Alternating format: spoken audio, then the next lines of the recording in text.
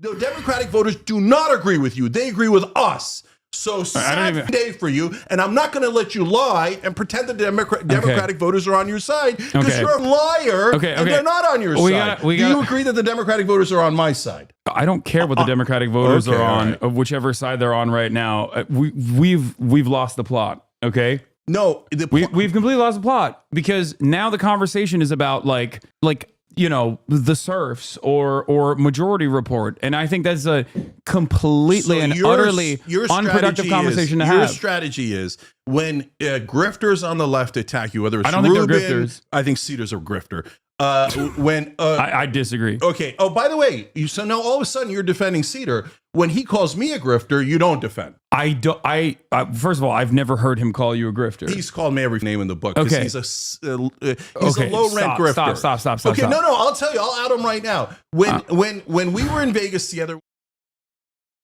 Cenk has never really posted that high of numbers on Twitter, like up until recently, because he wasn't posting propaganda for MAGA. He wasn't pandering to the right wing in such a disgusting way. Now he is. Take a look at this. I've been trying to figure out why I'm more optimistic now than I was before the election, even though I was so against the guy who won. I know now. MAGA is not my mortal enemy, and neither is the extreme left. My mortal enemy is the establishment, and they have been defeated. Bro. 67,000 likes, by the way. Elon Musk sent this one right to the top of the Twitter algorithm. This is for obvious reasons. Yeah, this is crazy, guys. And Gavin, we have long documented specifically, Cenk too, but specifically Anna Kasparian flirting with MAGA, flirting with the right wing, and you particular, but also, you know, more recently me, I was like, well, maybe she will leave the network, right? Maybe she will go on a break. But the one thing in the back of my mind, the one thing that we said, what could possibly keep her? If it's so financially miserable for her to leave and liquidate her stocks now, she has no choice but to stay. So what does he decide? He's got one option. He's got one MAGA baby over here.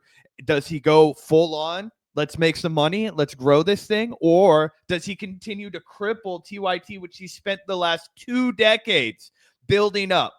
And I think we have our answer here, guys. He is going to court the MAGA viewer. He, you know, in the same way that the trigonometry guys like a week ago came out and were like, okay, you got us. We're right wing now, I guess. I guess now this is what it means to be right wing. Like Cenk is going to go on that exact same course now. But Zach, do you want to take a look at some of the clips from Cenksgiving? Because this was quite lively as we were hoping.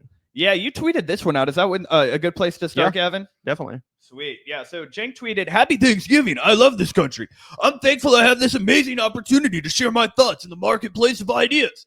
I'm thankful that there's an open-minded Americans who want to have national conversation. I hope the country is united one day." Us too. And let's see if you and your nephew Hasan got anywhere closer. Let's play it. Then Majority Report jumped in, and Lance from the Serfs, and all the other little dirtbags jumped in, and they were like, "No, Cenk and Anna are turning right. The 13 douchebags are right. We need to protect every trans person should get free surgery. We got even in China. Even though we have nothing to do with China, we hate them. They're Nazis. You got to okay. I mean, I'm 100% right. Every dirtbag show did it. You got to every dirtbag show did it. Tell me I'm wrong.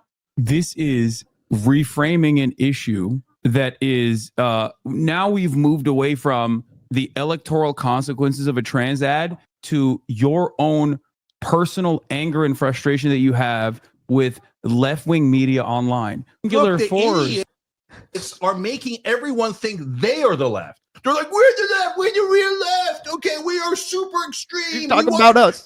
Free surgeries for every criminal. Yes, we're the left. And oh, Nazi. Yeah, this is crazy too, because Cenk is so hung up on the trans surgeries for criminals and the trans surgeries for illegal immigrants and all this shit. And I'm like, who on the left is talking about that even? The only time I hear people on the left talking about like surgeries for trans people at the border or something is like literally if they're responding to some dumb bullshit talking point like this. No one on the left just starts their show and is like, you know what it's time to do today? Advocate for the rights of criminal illegal migrants to get surgeries, trans surgeries paid for by the US government. Wait, like Gavin, that's not something that anyone is basing their show around. That's not something that people are preaching about. Like, yeah, we'll defend the position because if you're a prisoner, you can't be subjected to cruel and unusual punishment. That's literally one of the, what is that, the Fifth Amendment or some shit? You know what I mean? The Eighth Amendment, something like that. You can't, that's why it happens. But no one on the left is like coming out here to lead the charge. Cenk and people like Anna are the ones talking about this because it's an obvious culture war distraction. But Gavin, wait, what are you talking about? I was just at a fundraiser for sex change operations, and Lindsey Graham spoke. I thought this was a bipartisan issue. It's just such a straw man. Like, it's such a straw man, dude. I know it's crazy, but Gavin, it's not just the LGBTQ folk he has smoke for. It is him willfully misunderstanding the unhoused problem, the housing epidemic that we're seeing in places like Southern California, but really in every major metropolitan area. And we're gonna see, as you put it, the derision and the disgust that he has for these people. And then I'm gonna read you guys a little blurb from an Esquire piece that really fucked me up when I read it, about a homeless man. And these are the people that Cenk is vilifying and fear-mongering about. The number one reason why homelessness persists, the number one reason why homelessness exists is because people get priced out of the market.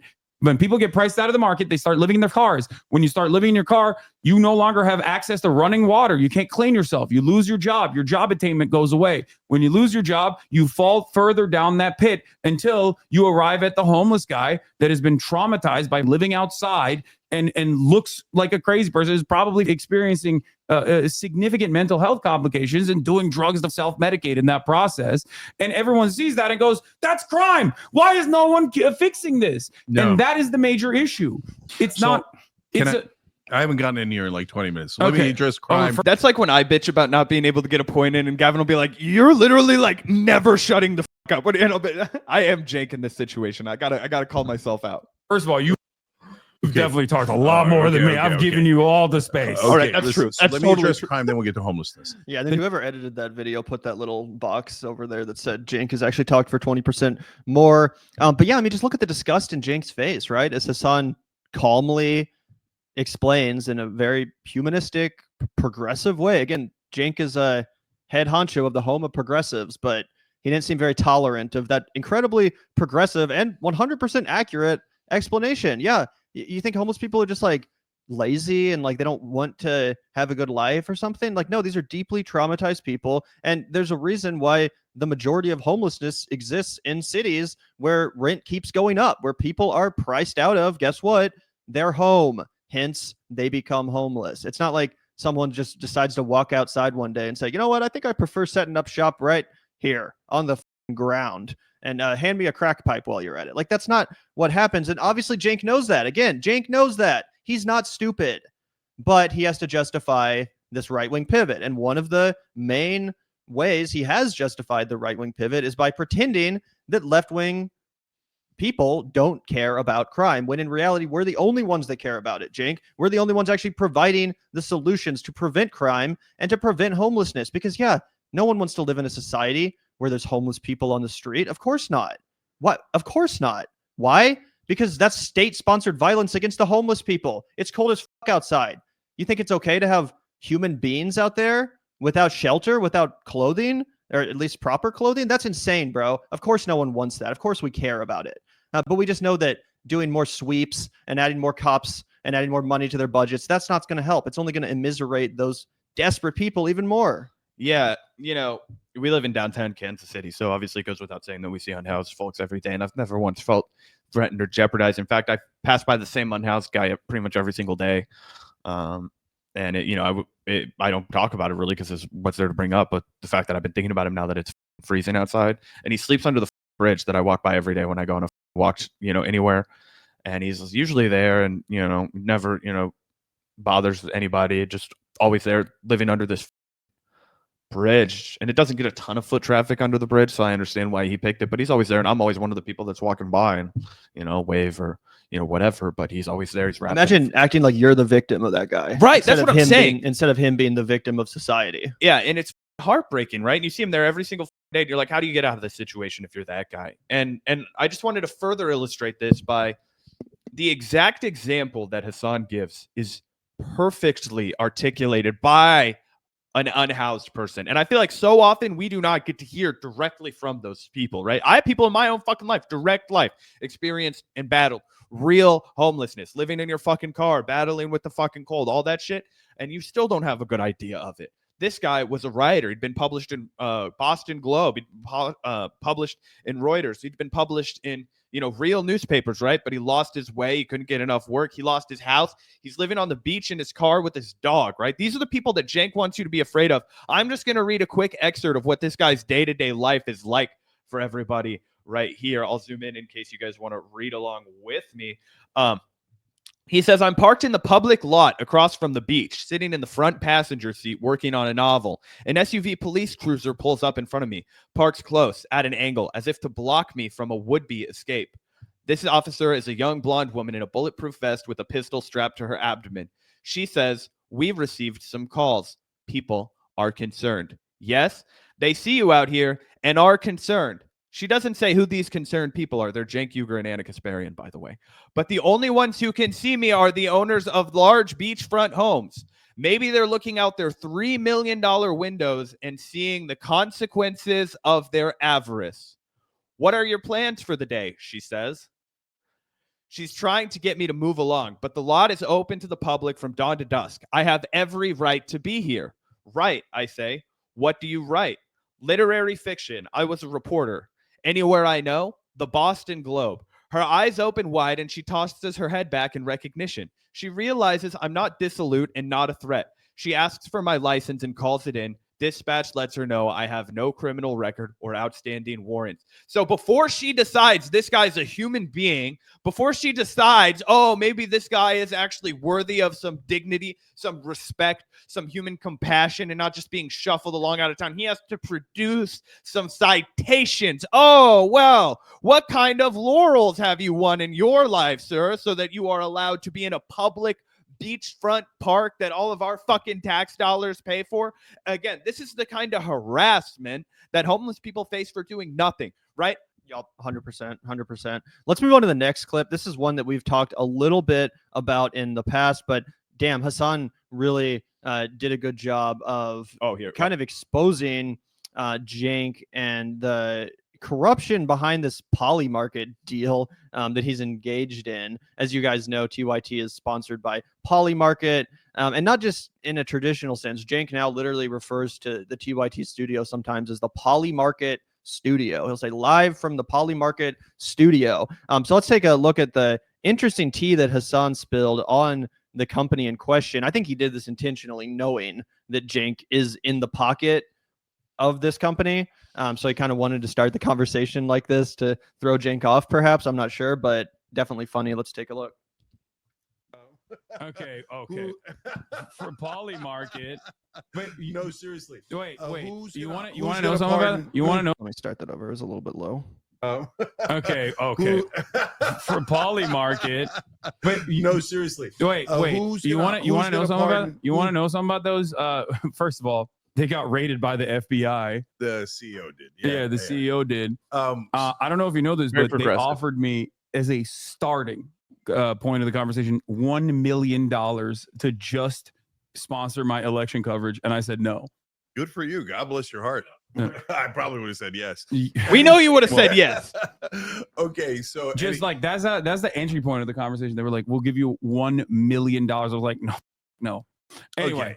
So, anyways, put that aside. Checking polymarket.com. Polymarket's one of our sponsors.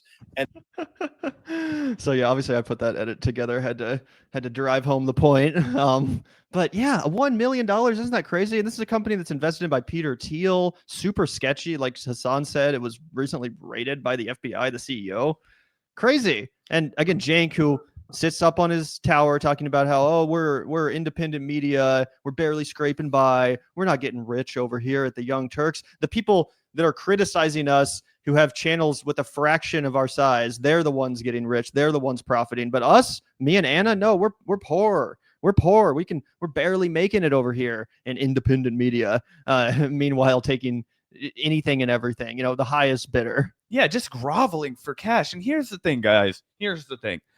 If you run a media organization and you want to grow, I don't think it's, I've had evolving opinions about this. Like, we don't run ads here, but I don't exactly like judge the majority report for what Sam Seder does. He's on the radio, right? The majority report FM ads always been read on the radio, and they're really selective. They're not going to, it's not like he's going to be reading ads for Geico insurance. It's not like Sam Seder is going to go out here and read an ad, for some sort of like wackadoo, con. He's not like, oh, take these dick pills or whatever, right? But I do think Polymarket kind of crosses the line, right? And again, if you have a bunch of people to pay during economic downturn, hard to ask your audience to just pick up the entire bill and keep it a free product and all of that. So I'm not exactly opposed to, if TYT wanted to be like, we're sponsored by something that's like really harmless, right? I would be like, whatever, I'm not going to break your balls about that, right? But I feel like Polymarket is, one, it's not legal to gamble on in the United States. Two,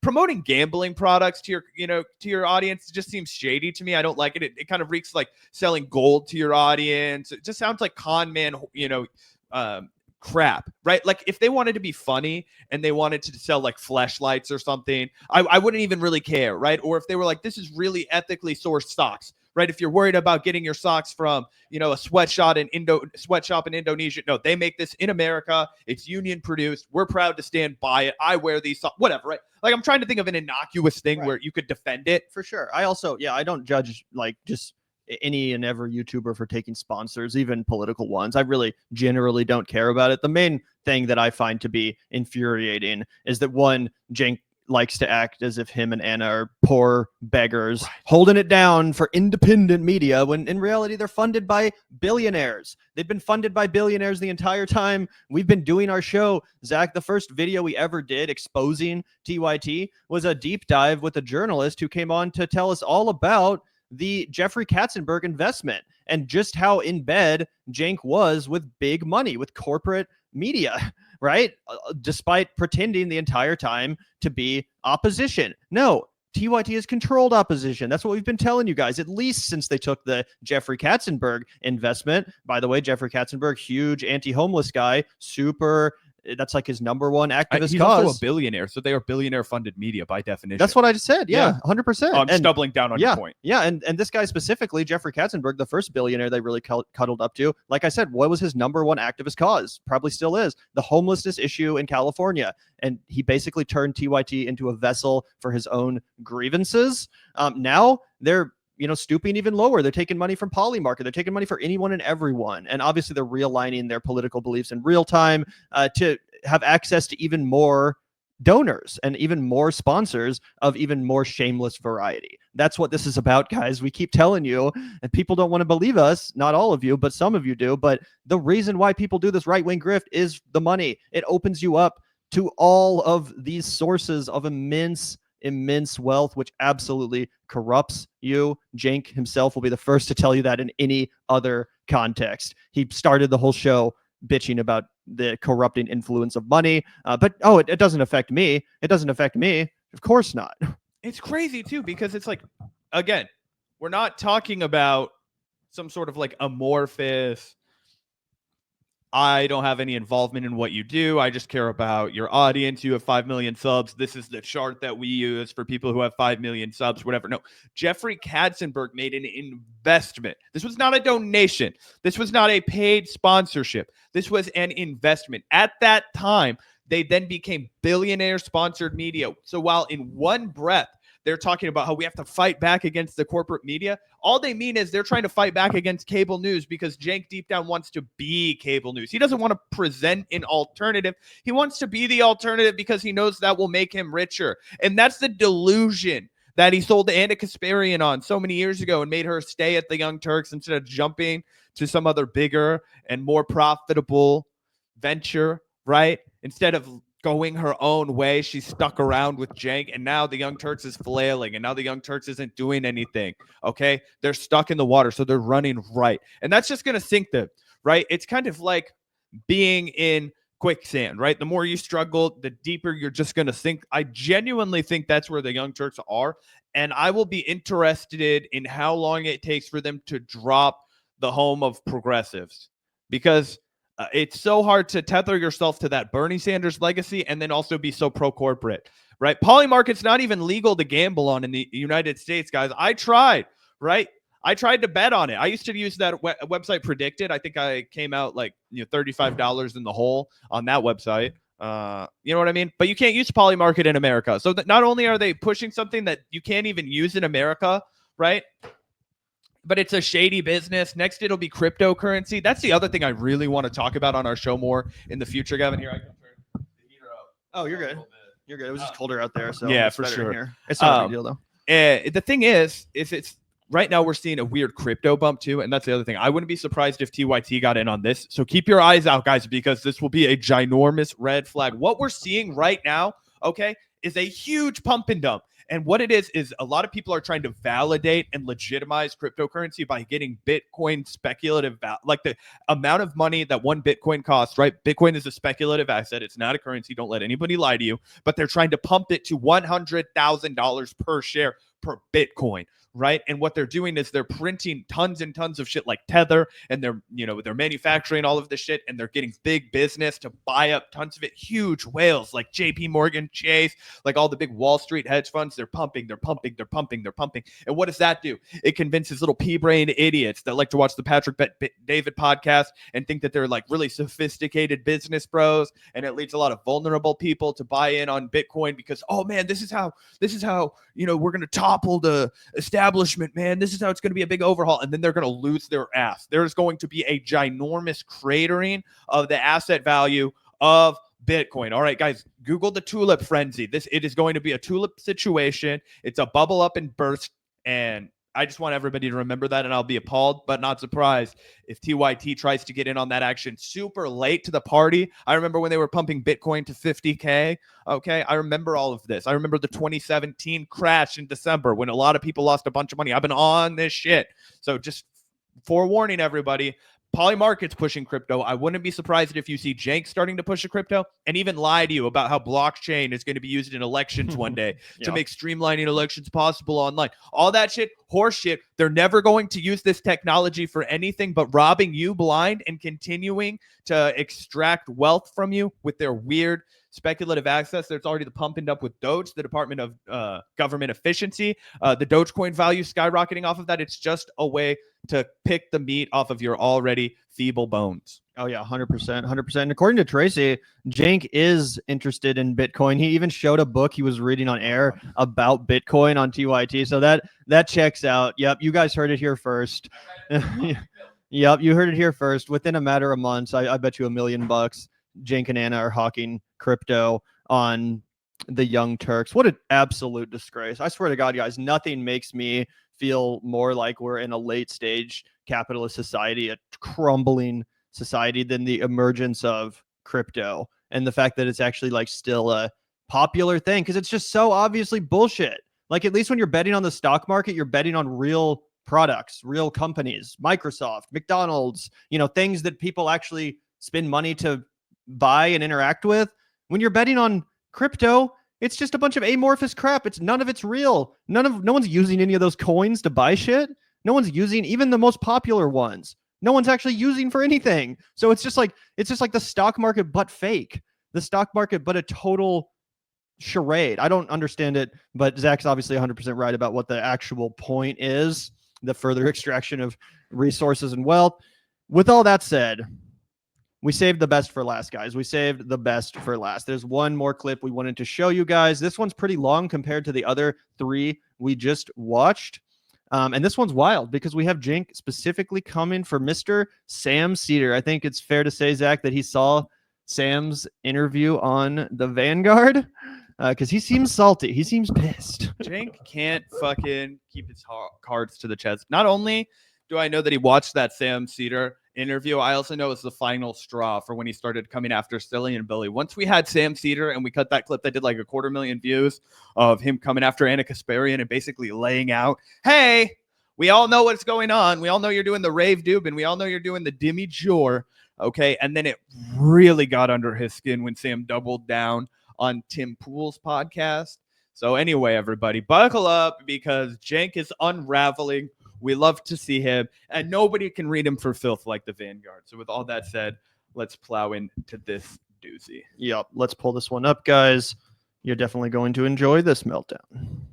Go on, and anytime we don't fight, it festers. Anytime we do fight, we crush them and we move the on, and nobody thinks Jimmy Dore's the left anymore. Nobody thinks Dave Rubin's the left anymore. And so now these All guys people I hired attack and us going, promoted. hey, we're the real left, we're the real There's left. a difference, and you're though. saying, no, don't crush them. Just let them fester Because and people pretend that they're the real left. You're no, not. we don't do that. You're so not. if you're going to say stupid shit and you're going to try to punch us in the face, we're going to punch you back, not on our behalf, on behalf of Democratic voters who you are lying about. The Democratic voters. And by the way, first of all, you're supposed to be the home of the progressives and populists, not the home of Democratic voters. What the fuck are you? What is this, Morning Joe all of a sudden or something? Silent Anyway, majority. yeah, that's completely ridiculous. Also, like, yeah, TYT was right to go after Jimmy Dore, and they were right to go after Dave Rubin. That was when you guys actually used to be mostly on point. The problem is that now you have become the new Dave Rubin, the new Jimmy Dore. That is the dynamic that people are acknowledging, Cenk. That's what's going on. You're now the grifter. Not only that, but you hired these people and you made them who they are, right? Your machine of constantly looking at the right and saying, you know what, I actually would like to make as much money as them. That coveting, right? That is the kind of whatever it is, that's what you've produced, Cenk, over and over. And now you're being infected by your own poison, by your own brain rot. And you're so narcissistic that you can't even see it. It's crazy. And your own nephew, your own flesh and blood is so more charitably than anybody else on planet Earth, taking your concerns in and trying to articulate a, reasonable position back to you, and you just refuse. Voters do not agree with you. They agree with us. So sad day for you, and I'm not going to let you lie and pretend that Democratic voters are on your side, because you're a liar and they're not on your side. Do you agree that the Democratic voters are on my side? I don't care what the Democratic voters are on, whichever side they're on right now. We've lost the plot. Okay. Fire. No, we've completely lost the plot, because now the conversation is about like the serfs or Majority Report, and I think that's a completely and utterly unproductive conversation to have. Your strategy is when grifters on the left attack you, whether it's I don't think Rubin, they're grifters. I think Seder's a grifter. I disagree. Okay. Oh, by the way, so now all of a sudden you're defending Seder. When he calls me a grifter, you don't defend. I don't. First of all, I've never heard him call you a grifter. Because you are a grifter. Sam Seder is not a grifter. You are. Hence the dynamic you just explained, Cenk. Yeah, of course not. Why would Hasan defend the charges, or defend you against the charges of you being a grifter when obviously that's a correct charge? Ridiculous. To say Sam Seder is a grifter, like, what is Sam Seder grifting off of? He's had the same takes, like, for real. Out of everyone in the space besides Kyle Kalinske, I honestly would say that Sam Seder has been the most consistent, even on issues where I disagree with the guy. I don't agree with Sam on everything. But to call him a grifter, what's he changed his opinion? Like, who's he trying to grift? That makes no sense. Also, do you guys really think after having the success he had in Hollywood in the 90s that he couldn't have gone in a right-wing direction or even just a non-political direction? That's one of the things that really enthused me about Sam. That's one of the things that really made me respect him. That's one of the reasons I know he's not a grifter, is because when we talked to him, he was like, man, I couldn't stand that we were getting crushed by Rush Limbaugh. I couldn't stand that we were getting crushed by Bill O'Reilly. I was like, these guys aren't funny. These guys aren't entertaining. These guys are brainless and hateful and scum. And how are they fucking cleaning our clocks all the time? So he set out as a way to be the antithesis to that. And he kind of trailblazed a kind of talk radio that was for the left in a place like New York. Okay, so he did a lot of great stuff. While Cenk is talking about how the homeless people are our enemy, Sam has, stayed his course, and he knows the real enemy is corporations, and he still doesn't take shit from places like Poly Market, right? Somebody in our chat pointed out that when Brooklinen, it came out that they were going to start manufacturing shit in the West Bank, Sam Seder immediately cut off their sponsorship. He puts his money where his mouth is. Cenk doesn't. Yeah. Also, we'll keep letting the clip play in just a sec, guys. But I mean, to call Sam Seder a grifter is totally insane, especially as we've seen so many other dudes of Sam Seder's generation become right-wing grifters. People like Matt Taibbi. Sam Seder talks about this all the time, and we gave him massive credit on the show when he came on for seemingly being one of the only like Gen X males that hasn't had his brain broken by the existence of trans people, for example. Why? Because he's actually progressive. Being progressive means understanding that your generation wasn't the last one to have everything figured out, right? A lot of people like Cenk and Anna, they'll be like, in the 90s, everything was perfect. It was a utopia. Race relations were great. Everyone was accepting of LGBT people. And then once the millennials and Gen Z people took over, everything went off the cliff. And now we're living in an upside down world, and men are women and women are men, and people are shitting in litter boxes. It sounds like, the Joe Rogan thing, but so many people fall victim to that. Even progressive Gen X people or whatever generation you are, you get to the point where you're like, who are these youngsters? Who are these, edgy lefty youngsters? I think I was the last reasonable leftist. Sam Seder doesn't do that shit, and I genuinely really respect him for it. Every name in the book. Okay. He's a low rent grifter. Stop. Okay, no, I'll tell you. I'll out him. Here, let's go back just a few seconds so you guys get the full context. Sounds like, bro, I'm gonna have to be mean to you if you keep saying this, and you're fucking up my career here. Heard him call you a grifter. He's called me every name in the book. Okay. He's a low rent grifter. Stop. Okay, no, I'll tell you. I'll out him right now. When we were in Vegas together, when we were in the same network, he starts attacking Jimmy Dore, and I say, hey, cut this shit out. I agree with you, not Jimmy. But you're attacking him in a way that is over the top and totally unnecessary and counterproductive. And you know what Sam said to me? Sam said, oh, well, he has a bigger audience than me. So if I do that, I'm going to siphon off of his audience. You know why I siphon off? Oh, because I am right and he is wrong. And the audience deserves to hear my truth. So he's doing the same thing to us. But also, isn't that like pretty borne out by reality? Like, doesn't Sam actually have the correct case like 999 times out of 1,000 compared to Jimmy? Yeah, I mean, everything he ever said about Jimmy was proven correct, and I'll admit that as someone who used to have a bone to pick with Sam's coverage of Jimmy Dore. I was like, are you kidding me? Like, you think Jimmy's not going to go? He's not a grifter. He's not going to become a right winger. Sam was 100% correct, and I can sit here as a mature adult and be like, yeah, I was wrong about that, and Sam Seder was correct about that. So how the fuck can you not give Sam Seder flowers for acknowledging what many other people would not far before it happened? That's proof that he's quite perceptive, in my opinion, that he's actually worth taking note of or listening to when he is making predictions about people's arcs and the way people's careers are going to go. Why? Because he was 100% correct about Ruben, and he was 100% correct about Dore, and he's 100% correct about you, Cenk Uygur. It's crazy. And as we pointed out on the show, when they were roasting Dave Rubin, who was the first big TYT pivoter, right? Anna Kasparian and Cenk were both like, no, we're not going to do that. We don't think it's right to just like lampoon people or whatever. Like, oh no, we're above that. We're a bigger person show. And I remember the first time Anna Kasparian went on the Michael Brooks show. We got a clip of it a while ago. All right. And he's like, yeah, well, you guys save all that for the Young Turks. He was like, the Majority Report, not a bigger person show. I'm happy to call you a dummy if you're being a dummy. Michael Brooks show, not a bigger person show. We're going to call you a dummy if we think you're a dummy. And he was like, Dave Rubin's a fucking dummy. And Jimmy Dore is a fucking dummy. And you know what he would say?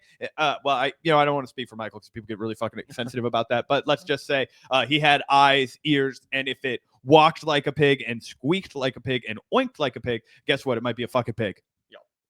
But you agree with him, and I told him not to do it. But you agree with him that Jimmy Dore is no. This was pre-Jimmy going full right wing, full lunatic. Yeah. Okay, but on that particular issue they were debating about, I agreed with Sam and not Jimmy. I don't mind him saying, "Hey, I don't agree with Jimmy." What I minded is him saying, "Oh, Jimmy is terrible and bad intent and blah blah blah." Yeah, but brother, he hadn't even done that yet. He disagrees with Jimmy Dore on this whichever he issue. Did it with what bad was it on? intent, Haas. What was it on? He says, I don't even remember. It's irrelevant. What he says is he literally told me I try to take other people's audience by getting. That is what the media business is, you stupid piece of shit. You're so obtuse and you're such a liar. You're such a liar. I'm sorry to cut in, but he's such a liar. This is such low hanging. Do you know why he says this shit now? Because he has 5 million subs and they're all fleeing the ship. Okay. Guess what media is, bro? We all have a fucking audience of people that we're trying to reach. And yeah, you're fighting for them. And yeah, you're trying to poach people's audience. No shit. Why do you think Bosch won't have people on his fucking streams to have friendlies? Oh, because they're going on there to try and poach his audience. I want you to listen to me and not Bosch. People will be like, oh, like we had one person, I won't say their name, but we went live during the time that they were going live and they reached out to us and had a little hissy fit about it. We were like, bro, I'm sorry, but who the fuck do you think you are? And also, you've never even had us on your show. Why the fuck do we care when you go live? You know what I'm saying? Gavin and I were, I'm saying, I'll be real with you. I'll be like, bro, don't tell me when to fucking do my job.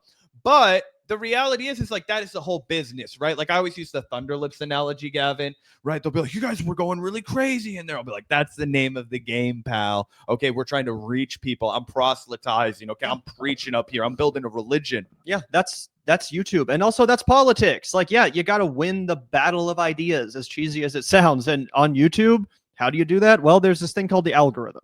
And to become a successful YouTuber, you kind of got to understand how to work it a little bit. And yeah, if you're in the business of debunking right-wing bullshit, misinformation, and talking points, then yeah, how is that not just objectively a noble goal? What he just described that Sam Seder was doing, and which, by the way, obviously Cenk himself also has done for his entire career. That's what everyone on YouTube does that actually gets views. But yeah, that's absolutely crazy. And also, can we just take a moment to realize that Cenk Uygur is literally defending Jimmy Dore just so he can score a cheap point on Sam Seder, all because Sam Seder came on our show and offered a pretty mild, pretty respectful criticism of the Young Turks. It wasn't vicious. It wasn't, foul play. He didn't smear Cenk. He didn't accuse him of something he hadn't done. He didn't lie about him. No, we asked him a question. He answered it. He gave his honest opinion about the state of the network and about the state of Cenk and Anna's coverage. What do you want him to do, Cenk? Do you want him to lie? Do you want him to do propaganda for you because he used to be part of the same network as you or whatever? No, you're literally defending Jimmy Dore, one of the biggest actual lowlifes in the fucking industry, one of the biggest pieces of shit that for years actually dishonestly smeared you. Unlike us, this guy actually went, just made things up, not just about Cenk, but tons of people that were on the left. Now you're giving that guy credit just because Sam is the person to most recently be honest about you. I mean, that's just disgusting. That's just absolutely disgusting. As I said, I'm not some Sam Seder super fan. I don't think he's above criticism, but to call him a grifter because he's made fun of the dumbest idiots on the right wing, like that just shows where Cenk's head is at now. He identifies more with the dumbass right wing people like Dave Rubin and Jimmy Dore than Sam Seder, who's by far one of the most rational and least woke commentators on the left. You know what I'm saying? He comes off like a normal guy. He doesn't virtue signal. He doesn't melt down. He's not a snowflake. He is exactly the kind of leftist that Cenk advocates we be. Am I wrong? Oh, no, you're fire and you're spitting right here. And the thing about Cenk is that it all comes back to his own personal feelings, right? This is a politics of narcissism. Even when he was supporting progressive politics, it was a politics of narcissism because the more he committed himself to those progressive politics and the more forcefully that he was able to articulate them and the more dominating he was in the conversation and the more that he was willing to get self-righteous and lead the way, that was good for his bottom line, guys. That's what he cared about. He did not care about these issues. That's why he's not talking about the issue which he said he agreed with Sam Seder. That's why he's not talking about the fact that Jimmy Dore did go down the right-wing rabbit hole. He's not talking about the fact that everything Sam Seder did was correct. He's talking about, he violated the bro code because, we were on the same network and you're not supposed to say you're poaching from people who are on the same network. Go fuck yourself. Into there basically next to their algorithm, right? So if you've got a guy like that who has bad intent, you're saying if you deem him right wing, you should attack him. But if you deem him left wing, you should let him lie about you. You should let him call you every name in the book. No. You should let him pretend he represents the left when he doesn't represent the left. He doesn't represent Democrats. You should let him trick. Hasan respects his uncle so much more than I respect my uncles. If either of my uncles were on my podcast and they were interrupting me like this, I would be like, shut your fucking mouth! People into thinking that the Democrats are super unpopular, that the left wing is super unpopular. No, I'm not going to let him trick people into thinking that. Okay, listen, Sam Seder or Sorry, guys. I know we're cutting in a lot, but I just hate this bullshit trick that Cenk is playing. All of a sudden, he says if an issue doesn't have overwhelming popularity within Democratic voters, we can't champion it as a left, as an independent left. Dude, my job is not to get Democrats elected. I hope they do. I never want a Republican to win, but my job, I'm not paid by the DNC. My job is not to do propaganda for the Democratic Party. And guess what? Within my lifetime, the right to gay marriage was not popular among Democratic voters. Freaking 2008, Obama ran against it. He was like, we got to, keep the sanctity of marriage, folks, or whatever. And Defense of Marriage Act was Bill Clinton. Yeah, exactly. Again, within our lifetimes, Democrats and their voters have held positions which are straight up regressive. If this was 2004, would Cenk be scolding people that were advocating for the rights of gay folks to get married? I mean, that's what this logic leads you to.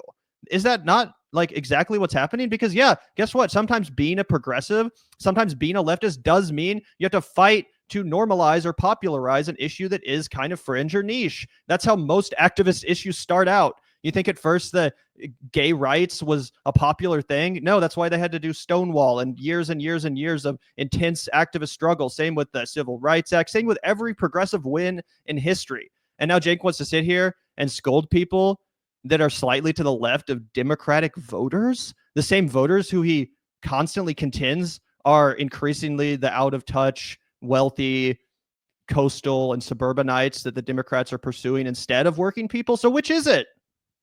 Number of different left-wing content creators have no bearing on the actual policies that the Republican right are implementing. No, they don't. They don't. Why did Kamala You're Harris out of your say, mind. Why did Kamala Harris in 2019 say on tape that transgender detainees should get surgery if they're undocumented immigrants? She said it because there was hold on, Haas, let me finish. Because there was enormous pressure. There was enormous pressure from the radical left to say, "Oh yeah, you got to be pro-transgender detainee immigrant surgery. You have to, otherwise you're not left enough." And she's an idiot. She doesn't have any thoughts in her head. She was like, "Oh, okay, I'll adopt that position." And it was because of the extreme left that she adopted that position, because she's an empty vessel. Cenk's unironic analysis of the election is that Kamala Harris lost because of the left, that it's we're to blame for the failure of the most pro-crime or pro-cop, tough-on-crime Democrat ever nominated by the Democratic Party. It's our fault because she listened too much to people like us. It's not that she ran a Republican light campaign, that she pandered to Republicans with Liz Cheney constantly. No, the Democrats, as I said, literally did what Cenk and Anna constantly say they should do. They nominated a candidate who is as tough on crime as it fucking gets. That's the number one thing she's known for, Kamala Harris, being the top cop of California. Guess who the dude before her was? The author of the crime bill, still the president of these United States. And their message is really that, oh yeah, the people aren't going to support Democrats until they're adequately tough on crime. Who do you want us to nominate? Who should the Democrats nominate? Joe Arpaio? Who the fuck is tougher on crime than Kamala Harris? No. You're not understanding me. You're not understanding me. I'm talking about the giving free surgeries to the undocumented villainous Chinese that are pouring over the border from Mexico. No, it's crazy. He's literally saying in Cenk's mind, what cost Kamala the election are shows like the Vanguard and the Surfs. So, we're only batting 500 American shows. Maybe instead of rushgating, Cenk should be doing a show about Canadian interference. I don't know. I'm just saying Midwestern interference. I don't know. All I'm saying is that if it came down to that and a throwaway line from when Kamala Harris was running for senator of California in 2017, and somebody says, "Oh, well, do you believe?" And do you know why it might have come up a little bit more back then? Cenk, what would you do? Let me ask Cenk a question, right? We all agree Chelsea Manning's an American hero, right? Cenk, should Chelsea Manning have been put in a men's prison post-transition? Is that what you're arguing? That as an American hero, that as we traumatize, punish, degrade, dehumanize, that we should further, add more suffering by forcing that individual to live the life of in the body that they don't fucking want. It didn't take much for me to get on board with LGBTQ rights. That's why it's so fucking weird when people can't get it through their fucking head. Gavin, actually, big part of the reason I started to understand the trans experience. I doubt he has any idea, but we were in maybe middle school, high school, early high school. And he was like, "Bro, you got to watch this movie by Pedro Almodovar called The Skin I Live In." And for whatever reason after that, it really conveyed to me the horror of having to live in a skin that doesn't feel like fucking yours, and how that would be maddening and how that would slowly unravel your ability to enjoy anything. Okay, so where's your humanity, Cenk? Where's your human instinct? Let's just talk on that level. You're telling me that you think that Chelsea Manning should go and be brutalized and raped daily in a men's maximum security prison? That was what Kamala Harris was talking about. We're talking about not putting people behind bars and incarcerating them and removing them as a danger from society. We're talking about creating a situation where they will be raped and institutionalized and dehumanized and violated daily. Is that what you want? Is that what you're advocating for? Let's flip the switch, Cenk. Mr. Law and Order, that's not enough? Yeah, 100%. Just insane. You are literally attributing the consistent thing that you also agree that Kamala Harris is a bad politician with bad instincts and did not have a good way to communicate what she would have done differently for trans people, okay, to Majority Report and any number of different like extreme leftist outlets that literally get a fraction of the views that I get in this regard. Like, no disrespect to them, but like all of us combined do not have the same motion. You're talking about the special interest You never groups. fight them, so nobody knows. Everybody thinks you're extreme left. Everybody thinks that you're the woke left extraordinaire. The woke left extraordinaire. I thought that was us. But I guess that's still Hasan's title for now. And by the way, this is the tweet that Cenk posted before Thanksgiving. Just to double down on that point, he really wants to go with this line. He says, "I'll represent the populist left." And Hasan, champion of the woke left, is who I'm going to be debating. So he really wants to go with this line that Hasan and the ideology that Hasan represents is basically just wokeness. That's it. It's just wokeness. I mean, can you believe the laziness of that analysis? Hasan is one of the only people that's actually done a really good job of reaching the young men and the young people that those on the left consistently bitch and moan about how hard it is to reach. Oh, we're losing all these young men to the right. We're losing all these young men to people like Andrew Tate. Well, guess what? As I said, Hasan is one of the only commentators that's actually filling that void for the left and attracting a similar audience, reaching those kind of people. And all Cenk has to say is that he's the chieftain of the woke left. That's really your analysis? Dude, that's ridiculous. If more left-wing commentators sounded like Hasan instead of your ass, then we'd be in a lot better place. If more people like Hasan were actually willing to stand up for the rights of marginalized people and progressive issues in a bold way, then we'd be doing a lot better. But instead, people want to take your tack, Cenk. They want to take your strategy of agreeing with the right wing and basically ceding the ground to them on every single cultural issue. And guess what? That's what Kamala Harris did. That was my point. She followed your playbook. She did exactly what you would have wanted her to, and she lost. What we need is someone that actually embodies that sort of boldness that Hasan puts forward, that unapologetic defense of, yes, these progressive issues and a logical, rational, understandable communication of them and their importance. It's not that hard. It's really not. But to call Hasan the woke left is just reduce his entire show and his commentary down to wokeness. I mean, that's just absolutely ridiculous. And also, like, I remember it wasn't that long ago that Cenk said he was so proud of Hasan, for building a platform on his own without pivoting to the right and pandering to right-wingers.